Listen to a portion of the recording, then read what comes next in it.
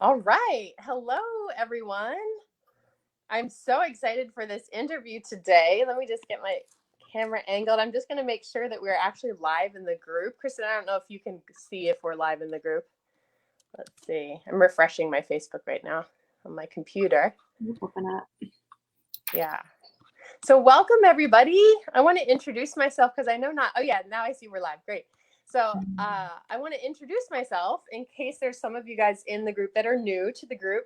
My name is Kiki Lovelace, and I am the owner and director of education at Interstellar Pilates and Yoga Studio here in Berkeley, California. And I am also the founder and lead business growth mentor at the Thriving Studio Owner Program, which Kristin, who's my amazing interviewee today, is a part of. Kristin is on week 11, I believe, of the 12-week program. And so today I've invited Kristin Schultz, who is the owner of Zia Yoga and Wellness in Exton, PA, to be here and telling us, because she told us on Friday about like some amazing things that are coming together in her business. And even since Friday has had more wins to report, and it's really remarkable what's going on in Kristin's business. And she has an amazing way. She had an amazing way on Friday on our coaching call of describing like all the things that have been different that she's been putting into play in the last 3 months, what she feels has contributed to these remarkable things. So welcome, Kristin. I'm so glad Thank you're here. you. Thank you. I'm really Yes. happy to be here. Yeah. And thank you. I just want to acknowledge, like, you're off this week and you're doing this, and I really appreciate you taking the time to like put on some earrings and wear a bra and and be here for this interview. Yeah. So anybody who's watching live, put it live in the comments, and also if you're watching on the replay, put that and put where you're watching from so that we can know who's here. And so our two topics today are, one, what we're calling beach money, and two, 10 new members in 7 days. And so what I want to start with is beach money, because right now you and your team are on a 7-day break. You're not at the beach, but you could be at the beach. And you're having some amazing sales roll in while you are on break. And so I want to talk about just like, how is that feeling for you, first of all, to see the sales coming in while you're not even at work and nobody's working this week? Yeah. I had the experience this morning of talking with one of my mentees and who I coach, and I was sharing this experience of it's actually really easy, which is very mind-blowing for me. So coming into the pandemic, the first couple of weeks, I had this experience, like I felt like I was in those slow motion moments before a really bad car accident. Like I could see and feel that this was going to really impact not just my own business, but my household and my family and our industry in general. Like I could really feel that energy shifting. And it took a while to get out of that place. And that place where I was really stuck was, we were just about 2 years old. And my business was finally at the place where I had a great team. I had some systems and processes, and we were really starting to turn that edge, that corner of like, okay, I'm going to be able to do a little bit less. I'm going to be able to focus on the things I really love. And I'm going to really get to enjoy this work, right? I've done all this hard work and now I'm going to get to enjoy it. And then it was like, boom, March hit. And so I was really in this space of like, crap, this is going to be so much harder. And I was stuck in that story of, this is going to be so much harder. And I'm going to have to work so much harder. And it wasn't frozen because I was still in a lot of action, but it was really weighing heavily on me.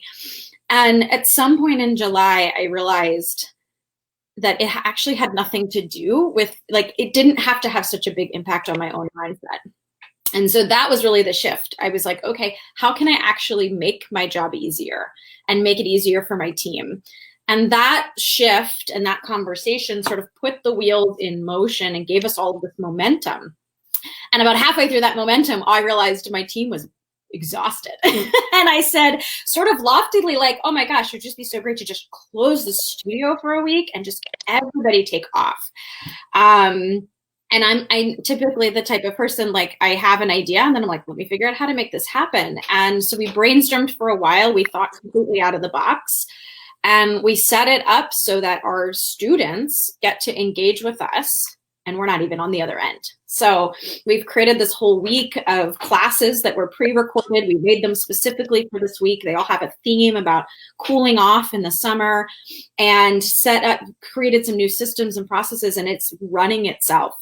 And so my entire team is off. I've answered, I think I answered one like text message, because we communicated to our group like, hey, we'll be back on Monday, and unless it's urgent, we'll be back on Monday. And it's been fantastic. And we've had our class numbers this week are triple what they were 3 weeks ago. I mean, they are really, it feels like the glory days of January when the studio is packed and, you know, all these people are showing up, and here my entire team is off, and this will probably be the best sales week we've had in the last 8 or 9 weeks of summer. Oh my God. Can you give us a number of like, what are you looking at on your daily sales report, or what do you think your projected sales will be this week? It is currently 70% higher than it was the last 2 weeks. Oh my God. That is so amazing. Yeah. Yeah. Crazy. And so I know you mentioned to me the other day that like your decision to close the studio, which is like a very bold and what we call in my program inspired action. Like it's not an action that's logical. It's not like it's not an action that like most of society would understand or agree with at this moment in time. So we call these bold inspired actions. And you told me that this action was a direct result of a mindset shift that you've been playing with. And you know, those of you guys who aren't as familiar with what I do with my people is like we do strategy, marketing strategy and pricing strategy and all kinds of small business growth strategies. But we also couple with that these pieces around your inner world and around your soul and your spirit, and like you really connecting to your intuition. And so, and doing some deep healing work as well. So can you tell us like what was the exact mindset shift that allowed you to do this very bold, wild thing of close the studio down? Yeah, when the idea first popped into my head, I immediately thought, like, well, this is very irresponsible. It would be very irresponsible of me to close the studio and then not to be able to serve our students either, right? And that, I think that weight of being here for them, especially right now, has been really important. So immediately I was like, okay, I have to figure out a way to be able to do both. How can I actually serve our students in a really different and fantastic way and give us the space and the break that we really need? So that was the big piece, was kind of giving up that like it had to be either or, and giving up that it was irresponsible for me to create space to take care of myself. And that was really, because I have been very driven by the only way to earn more money or the only way to, you know, have the business be successful is to work my butt off.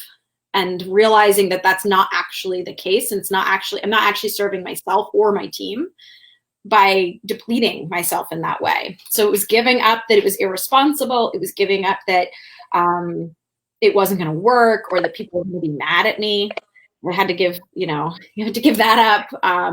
And like I said, I mean, the feedback has been unbelievable. Our team and our students are really enjoying this like different. And I was like, great, we're going to do this between Christmas and New Year's. We're going to have spring break. Like it's so easy to duplicate.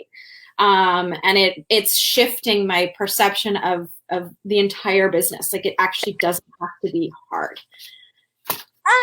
This is music to my ears, Kristin. Just music to my ears. Like this is. I think in one of our very first conversations, I was like, I knew this was going to be hard. I knew it would be hard to run a yoga studio.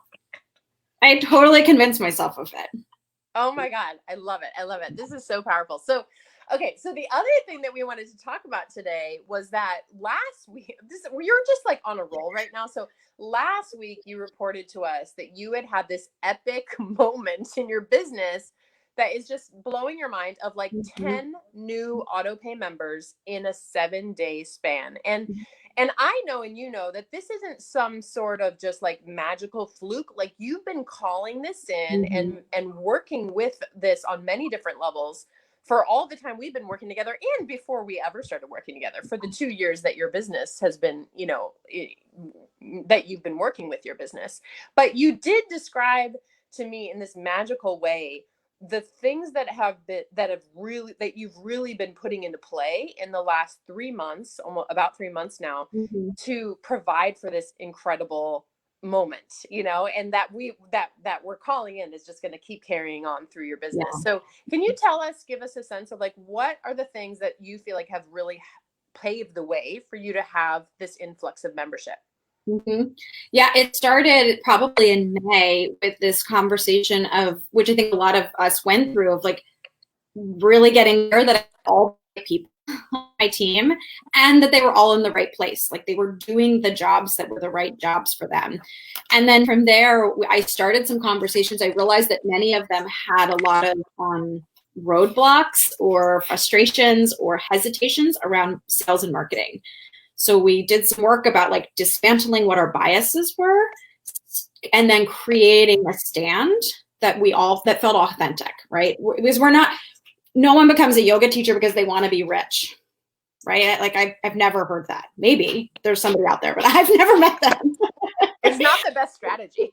Honestly, there's a lot of other ways. A lot of other things you can do. Yeah. So it was this like uncovering with them and with myself, like where were we actually not selling? Like what were the things we were already doing that were causing us to not sell memberships? And we realized the biggest thing is we were really great at attracting people. We were really great at getting them to show up and delivering this like fantastic and epic experience. And then we were like, okay, bye. Like we just weren't asking for them to actually like take that next step and make the commitment to being part of our studio. And it became such an easy conversation once we cleared all of this stuff that like marketing is slimy or that sales is pushy. Like once we got all of that out of our space, and it took, like we have a weekly staff meeting. It took probably 3 or 4 weeks of like really doing that work with the team to get us all into this, like, okay, we're excited. And then from there, they actually generated what our membership goal would be for the year. So I had already had one that I made back in January, but I wanted them to create it so they were enrolled in delivering it together. And they did. And they like within, I think it's like, they're actually like 5 members higher than what my goal was for the year, which is amazing. And we broke it down. We were like, okay, great. That means we need 4 new members every month for the rest of the year. That will get us to the goal. And this was probably mid-July. And then immediately like 2 people showed up and as members. And then a couple of like, it was almost as if we just said it out loud. We all committed to it. We were super clear on what we were working on. And then people just started showing up. And what I noticed is like the energetic block for us in asking for business disappeared. So I hear my teachers talking about it at the end of class. I see our student support specialists like reaching out and having these conversations with nothing in their space. And I really think that just that energy has shifted completely. Like everyone is so confident that what we're doing is worth the money we're charging. And that shifted. And we had a great, we had this big event. We were trying to convert a bunch of people in, and we didn't actually convert anybody at it, but we were in this conversation and we were out there and we were talking about what we're doing. And I think it's like, I can feel this magnetism around the studio that is pulling people in.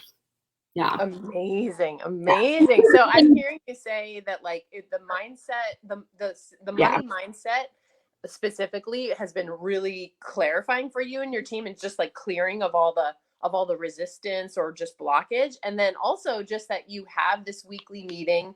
And, this is something we really work on in my program, is like building and cultivating a soul aligned team.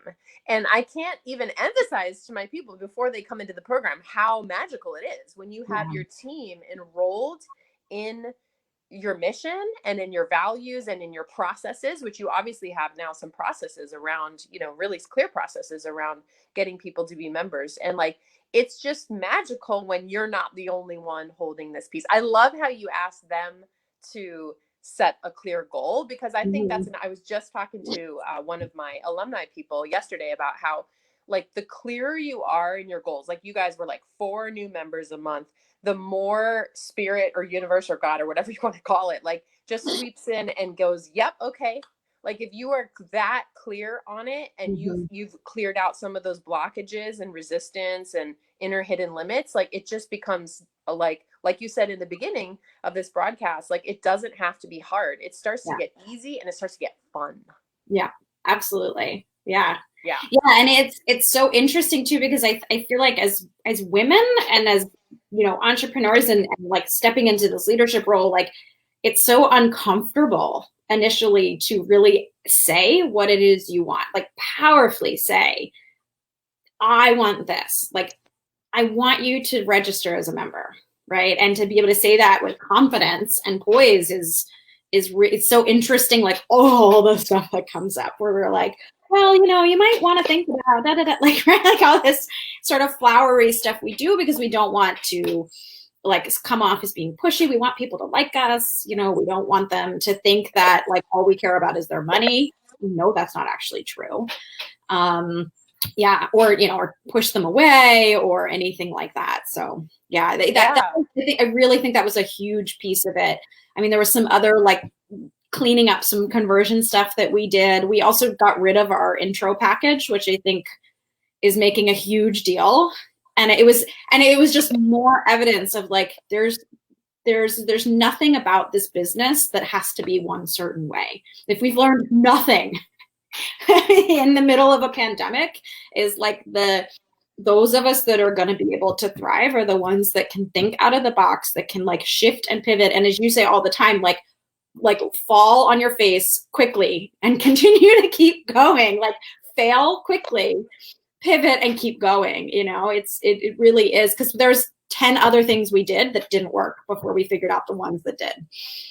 Yes. And this is why I feel like it's so important that people understand that like you really like it's very rare to have this kind of success, which Kristin is experiencing right now, from just reading books or just like peeping on a Facebook group. Like the thing is, Kristin has been at this and we've and you and I have been like in dialogue, especially, and we're going to talk in a moment about your marketing wins that you've had, but like there's a million times where when you're not working with a mentor and a coach, you will give up because you will tell yourself that like, oh, I'm just failing again. Let me I'm going to scrap this and go away. And the great thing about working with Kristin in the last 3 months is like, she didn't give up. She did fall on her face like a bunch of times with a bunch of the things I was asking her to do in the program. And we were just like, she would just come to me and say, this isn't working. What's my next thing?